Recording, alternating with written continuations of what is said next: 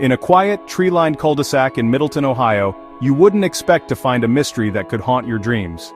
But on a sticky August evening in 2022, that's exactly what happened. I want you to picture this. Lauren Kendrick, 34 years old, mother of two, is found lifeless at the bottom of her own front porch steps.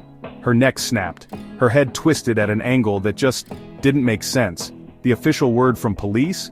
An unfortunate household accident. No broken windows, no forced locks.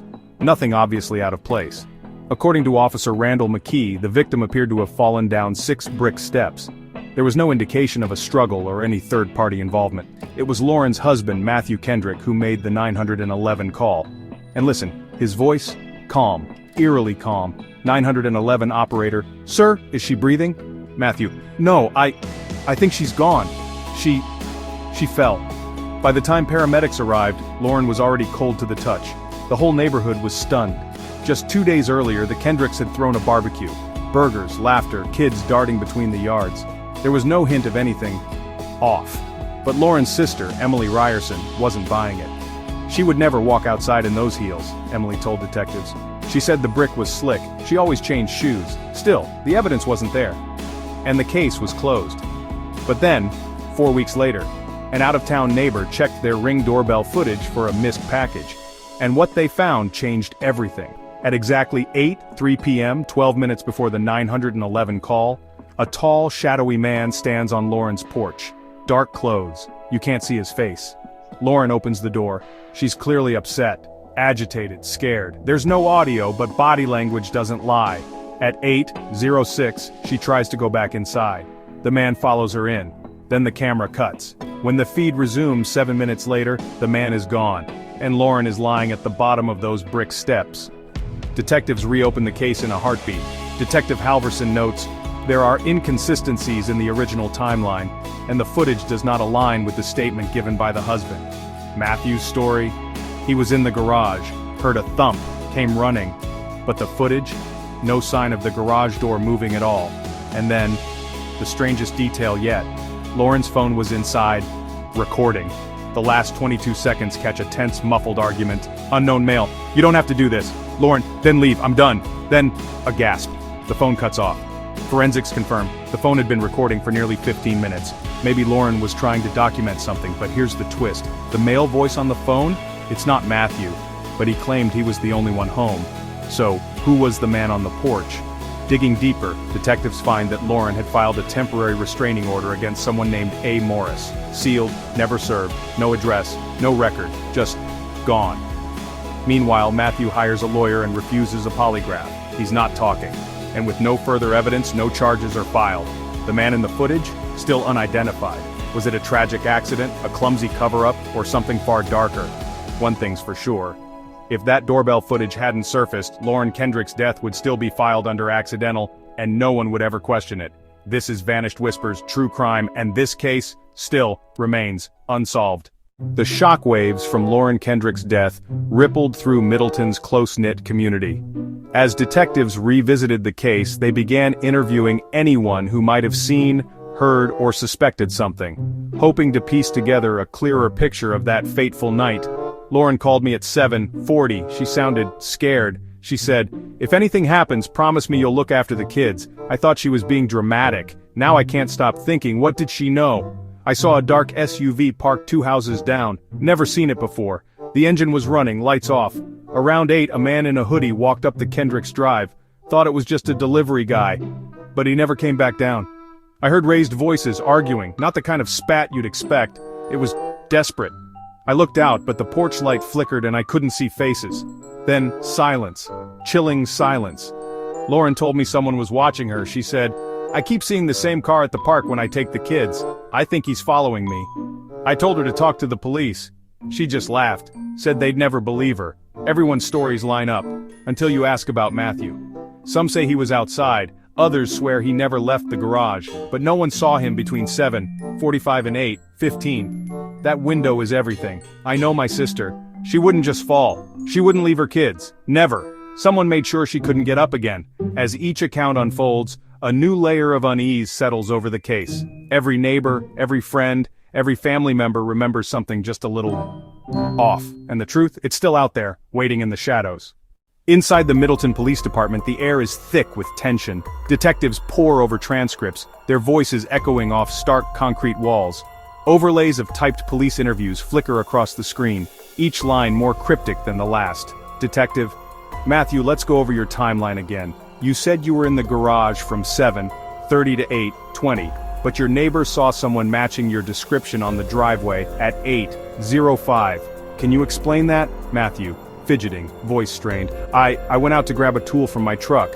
Maybe they saw me then, but I didn't go near the house. Detective, leaning in. Lauren called her sister at 7:40. She sounded scared. Did you hear that call?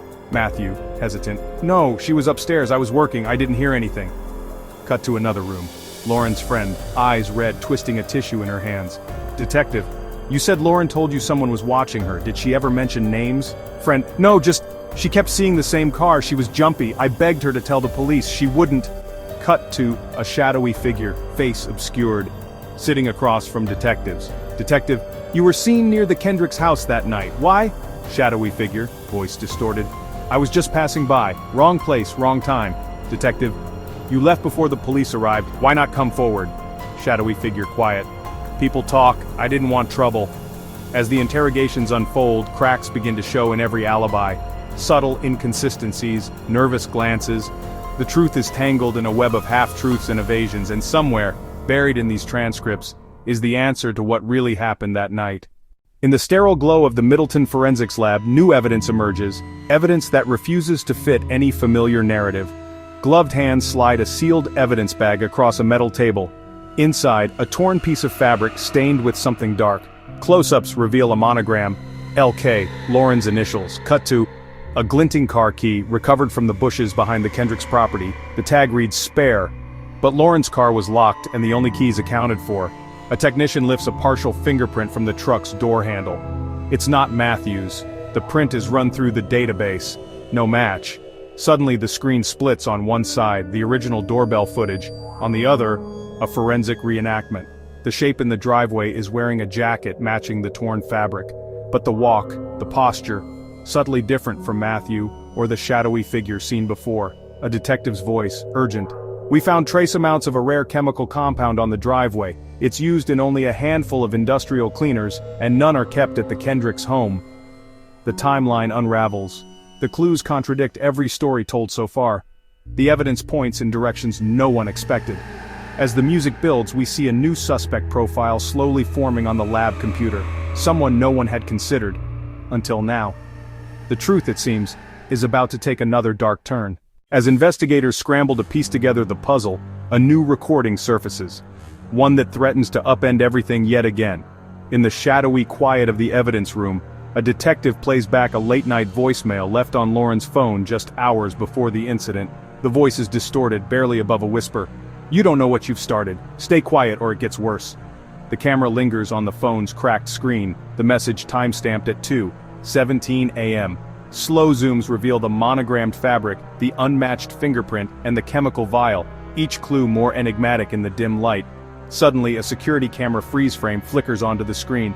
In the corner, a hooded figure stands just beyond the edge of the Kendrick's property, watching. The face is obscured, identity still unknown. Detectives review the evidence, their faces tense. One whispers, "We're missing something, someone's still out there." As the music swells, the scene fades on the unsolved clues. An empty driveway, a ringing phone, and the chilling, unanswered question. Did the truth slip through their fingers, or has it been watching all along? The screen fades to black. Just when investigators thought the trail had gone cold, a new voice stepped out of the shadows. Late one evening, Mrs. Evelyn Harper, a longtime resident of the block, walked into the precinct, her eyes darting, her voice trembling. "Mrs. Harper, can you tell us what you saw the night of February 17th? It was late. I couldn't sleep. My cat was restless. I got up, looked out the window. That's when I saw someone, a figure. Not tall, not short, just standing near the Kendrick's mailbox. Didn't move for a while. Can you describe what they were wearing? A hood, dark jacket I think, or maybe a coat? It was hard to tell. The streetlight kept flickering. Their face, I couldn't see it. They kept looking at the house.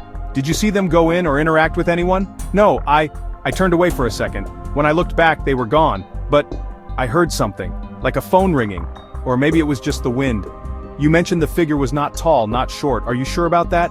I think so. It all happened so fast. Maybe I'm remembering wrong, but I know what I saw. Someone was out there. Her account is riddled with contradictions, yet one detail remains chillingly clear. A figure shrouded in darkness watching from just beyond the light. As the detectives pore over her testimony, new questions emerge.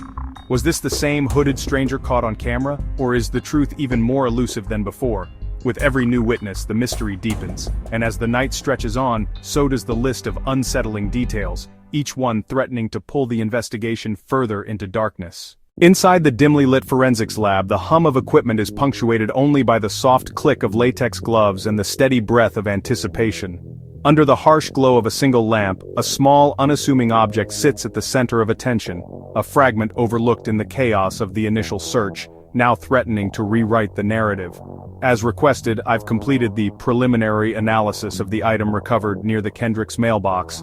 It's a brass keychain, worn but distinctive. Take a look at this engraving. It matches the logo of a locksmith shop 2 towns over. More interestingly, there's a trace of blue paint on the edge, consistent with the Kendrick's front door. Could this have belonged to our mystery figure, or is it just a coincidence? That's not all. Under UV light, we found smudged fingerprints, too partial for a direct match, but enough to confirm recent handling. And inside the clasp, a single strand of synthetic fiber. We're running it against the evidence from the house, so someone dropped it. But why leave it behind? Accident, maybe. Or a message. Either way, it's our first physical link between the outside watcher and the scene. As the detectives debate the implications, the atmosphere thickens. This silent clue, a forgotten keychain, breathes new life into the investigation. Is it the breakthrough they've been waiting for, or another layer of misdirection in an already tangled case? The answers remain locked within the evidence, waiting for the right key. Just as the weight of the keychain evidence settles in, the silence of the night is shattered by an anonymous call. The clock reads 2:17 a.m. On the other end, a trembling voice, altered, almost unrecognizable, delivers a revelation that changes everything. I can't stay silent anymore. I saw someone near the Kendrick's house that night, not just watching, waiting. They parked across the street, engine running, blue sedan. I heard them say something. It's done. They'll never know. I thought it was a joke, but I can't be sure. Please check the traffic cams. Look for the blue car. I can't say more. I'm sorry. Did you get that? Blue sedan? That matches the paint on the keychain. And a voice. It's done. They'll never know. Sounds like more than just a prank. The anonymous tip electrifies the investigation, transforming the case from a puzzle of fragments to a deadly game of cat and mouse. Who is the midnight caller? An accomplice racked by guilt, or a neighbor desperate for the truth? As detectives chase this new lead, one thing becomes clear. Someone in the neighborhood knows far more than they're saying. With the blue sedan now in their sights, the detectives prepare for a race against time. The next clue could be their last, unless the watcher strikes again. The investigation room glows under the harsh light of a single lamp. Red strings connect faces, places, and fragments of evidence on the board, a tangled web of suspicion and doubt. Detectives gather, each weighed down by sleepless nights. As they replay the case, details from every statement and image flicker across the screen: the doorbell footage, the blue paint on the keychain, the trembling voice of the midnight caller. One detective, eyes narrowed, circles back to the timelines. A flashback shows the neighbor's account, insisting they saw headlights at 1:45 a.m. But the confession call placed the blue sedan at the scene at 2:17 a.m. The timelines don't align. Then, another flash, a forgotten witness, a child, mentioned seeing someone drop something near the storm drain, right before dawn. Suddenly a detective pins a new photo to the board, a blurry image from a traffic cam, capturing not just one but 2 blue sedans passing the Kendrick's house that night. The room goes silent. Did everyone focus too much on the first car, missing the second? A close-up of the evidence board lingers, the detectives' faces reflected in the glass, uncertainty in their eyes. The camera settles on the storm drain outside the Kendrick's house, its contents still unsearched. The case feels closer to resolution, yet further from the truth than ever. What lies beneath the surface, and who else is watching, waiting for the next move?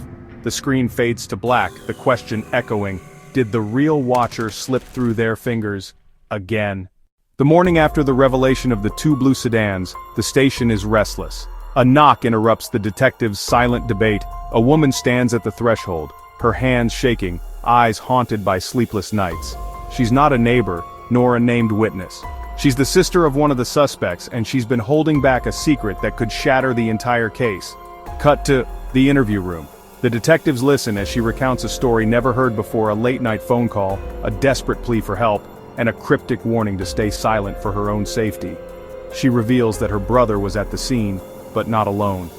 He was being coerced, threatened by someone he once trusted, someone with deep ties to the investigators themselves.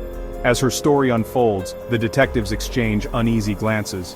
The lines between professional duty and personal history blur. One detective realizes the suspect's accomplice may be a former informant, a person they vouched for, a person they let slip through the cracks. Flashbacks flicker, the informant's familiar face overlooked in hours of footage. The detective's confidence dissolves into doubt. Have their own biases blinded them to the truth, steering the case down the wrong path? The woman's confession is raw, her regret palpable. She begs them to look again, not just at the evidence, but at themselves. As the detectives step out, the board of red strings seems to shift. The case is no longer just about what happened that night, it's about the secrets each of them carries, and the consequences of ignoring the truth. The screen lingers on the detectives, faces shadowed by the weight of revelation. The case has become personal, and now, nothing will ever be the same. As the investigation takes a sharp turn, the detectives revisit Lauren's past, combing through years of community records and neighborhood disputes. What they find is startling. Lauren's family once shared a bitter legal battle with the Martins, a family living just 3 doors down. The feud, long buried under layers of suburban politeness, resurfaces as detectives piece together old restraining orders, heated emails, and whispered threats exchanged over years. Cut to grainy security footage from a backyard camera. A shadowy figure slips through the fence dividing the two properties on the night of the incident. The detectives cross-reference the timestamp. It matches the exact moment Lauren disappeared from view. Neighbors, once eager to help, now grow silent or defensive. Old alliances fracture as suspicion spreads. In hushed interviews, former friends recall arguments about property lines, stolen mail, even a mysterious break-in no one reported. The Martins, previously dismissed as uninvolved, are called in for questioning. Their alibis, once airtight, begin to unravel under scrutiny. As the detectives lay out this new web of connections, the board in the briefing room fills with fresh photos and red string. The investigation is no longer focused on a single suspect. It has widened to include an entire network of grievances, secrets, and grudges. The truth, it seems, is more tangled than anyone imagined. The screen fades to black, the tension palpable. The case has erupted into a neighborhood reckoning, and the real culprit might be hiding in plain sight. It's past midnight when the Martins' porch light flickers on.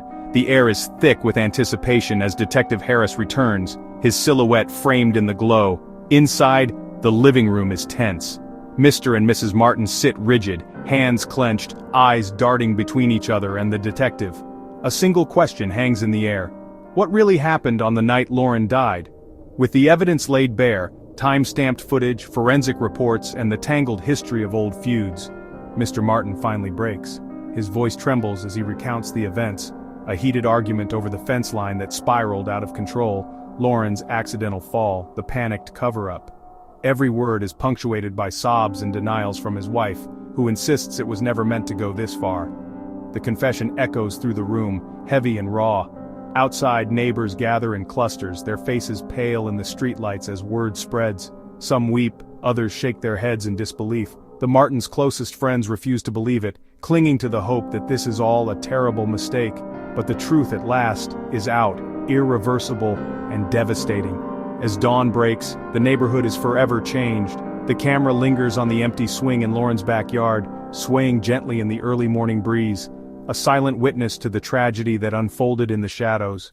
The question now isn't just who is guilty, but whether anyone can ever truly move on. As the sun rises over the quiet neighborhood, a heavy stillness settles in.